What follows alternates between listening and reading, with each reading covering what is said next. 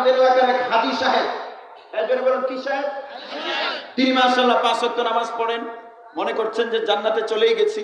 তিনি জোহরের নামাজের সময় কমলপুর বাজারের মসজিদের সিজদায় পড়ে বলছেন সুবহান রাব্বিয়াল আলা।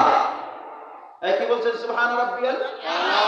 আর তার মেয়ে জাহাঙ্গীরনগর বিশ্ববিদ্যালয়ে পড়ে, যে ওইখানে সুন্দরী প্রতিযোগিতা হচ্ছিল।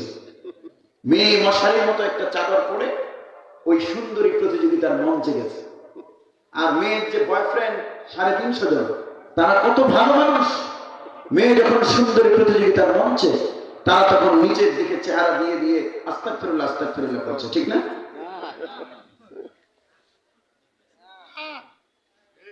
350 যুবক একসাথে দেখেছে। হাজী সাহেব সেজদায় পড়ে বলে সুবহান রাব্বিয়াল আলা, আর মেয়ে সুন্দরী প্রতিযোগিতায়। বাবা সেজদায় থাকা অবস্থায় প্রতি সেকেন্ডে না, প্রতি পিকো সেকেন্ডে, ন্যানো সেকেন্ডে, 1 সেকেন্ডের 1 লাখ কোটি ভাগের 1 ভাগ সময়েও সেজদায় রত অবস্থায় বাবার আমলনামায় কবিরা গুনাহ লেখা হচ্ছে 350 করে। হ্যাঁ, ঠিক না? ঘটনা এখানে শেষ হতে পারত, কিন্তু শেষ হয়নি। মেয়েটা আবার জাহাঙ্গীরনগর বিশ্ববিদ্যালয়ের সুন্দর প্রতিযোগিতার মঞ্চ থেকে বাড়ি চলে আসবে বলে শাহজালাল ইন্টারন্যাশনাল এয়ারপোর্টে এসে ডোমেস্টিক ফ্লাইটে সৈয়দপুর এসে রাতে আসলো 10টায় বাড়িতে কমলপুর।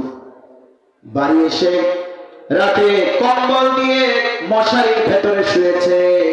সুন্দরী প্রতিযোগিতার মঞ্চে যখন ছিল, তখন তাকে 350 যুবক দেখলেও এখন তাকে কেউ দেখছে না। বাবা আমার তাহাজ্জুদ করছে, কিন্তু গুনাহ বন্ধ নাই। কেন জানেন?